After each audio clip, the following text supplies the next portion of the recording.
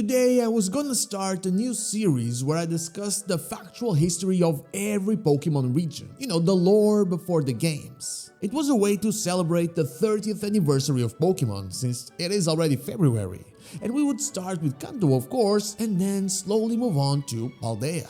But when I started scripting my things about Kanto, I was very disappointed.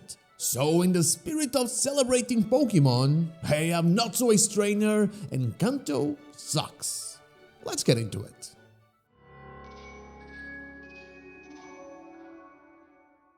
I'm not the first person to say that Kanto sucks, and I will certainly not be the last. But I can assure you that I'm not saying this with the classic, oh, we've been there so many times already, or they do too much with Gen 1 Pokemon.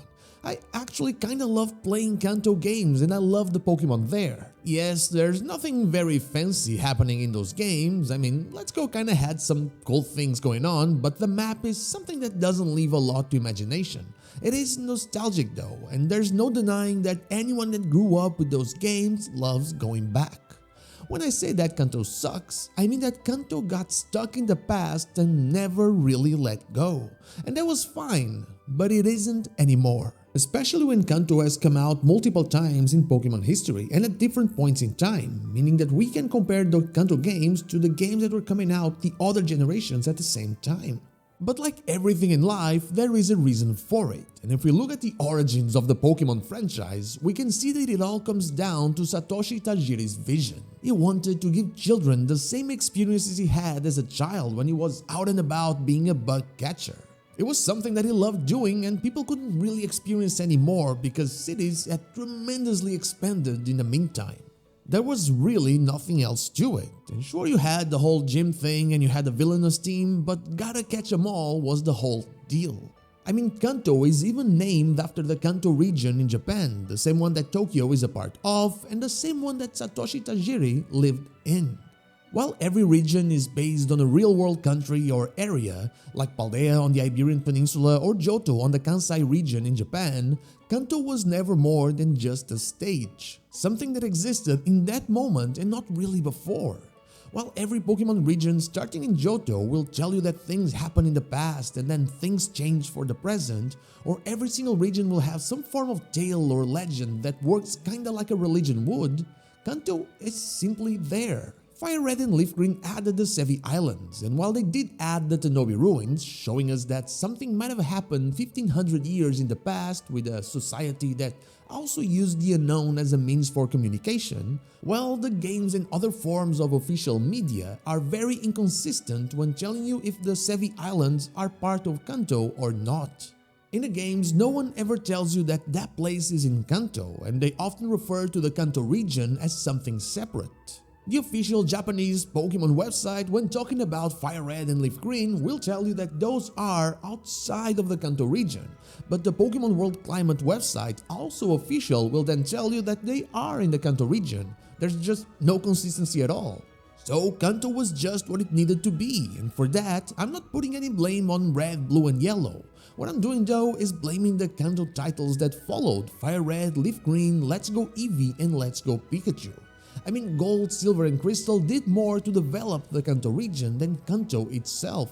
And if you say that remakes are not supposed to really change the OG game, that's why they're called remakes, I'd have to disagree since Heart Gold and Soul Silver, which are actually not that much of a change from OG Johto, developed the Pokemon world by connecting this region to the Sinnoh region and exploring the lore of the Sinnoh ruins and Arceus. And this is done in a region that already had explored the presence of legends in the Pokemon world with Ho-Oh and Lugia.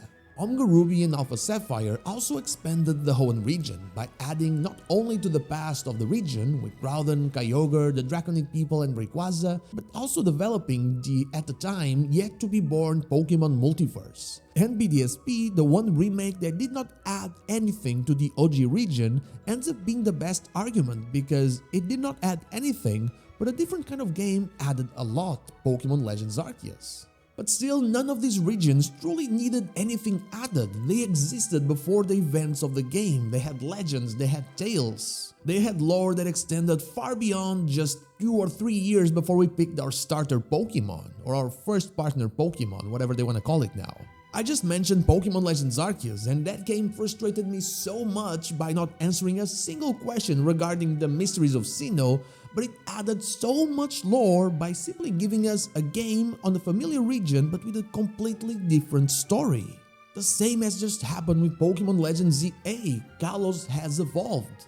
Lumiose City is not the same as it once was, and we just learned so much about its present, about what happened after Pokémon X and Pokémon Y, but also learned a lot about its past with the whole Anja thing. Kanto has always been a bit boring, it has always kinda sucked. But that was fine with how Pokémon was in the beginning, it was acceptable even for a few years as Pokémon started to evolve. I don't think it is fine anymore. Kanto is a necessary constant for the Pokémon franchise. We all know how nostalgia works for the company, but our original story, it isn't necessary. How was Kanto in the past? What made Kanto what it was in the OG games? Why are there no mentions of past lore or legends by any NPC or interactable object? How is Kanto now in the future? Not 3 years after the main games like we played in Johto, but in a more distant future. Kanto lacks the depth that other Pokémon regions have, and the only way for it to gain it somehow is not with a remake, not with a retelling of the same story, no, not with any of that. It is with a completely new tale. Remakes are more and more looking like a thing of the past, likely being replaced by Legends games that explore different times in familiar regions, as well as innovate with mechanics that we aren't used to in a Pokémon game. Taking that into consideration, and with some of you knowing for a long time that this is not my pick for the next Legends game, I still believe that Kanto is the region that needs it the most. The region that would gain more by having either everything about it explored or even just a small sector like Lumiose in Pokémon Legends Z-A. I mean, we also have big cities in Kanto. Imagine a big game in Saffron City or Celadon, or a game that is in the past of like, I don't know, Fuchsia City or Cinnabar. I mean, come on, there has to be like some kind of crazy legendary sleeping under Cinnabar Island or hiding in Lavender Town. There has to be anything. Kanto just isn't good enough as it is right now. Not if we take our nostalgia goggles off. And so, Kanto sucks. It always has kinda sucked. But it is not fine anymore, not any longer. But what about you? How would you feel about a game in Kanto that isn't the same story we've played so many times? Let me know down below. And now, that is all I have for you today. Thank you so much for watching, and I'll see you all on the next one. But before I go, I want to thank my YouTube members Dash Plays, Good Old Deo, and Shun Speak, and my Twitch subscribers Zanes222, Anubis Here, the Dr. Joe, and Lazarix for going the extra mile. Thank you so much for all of your support.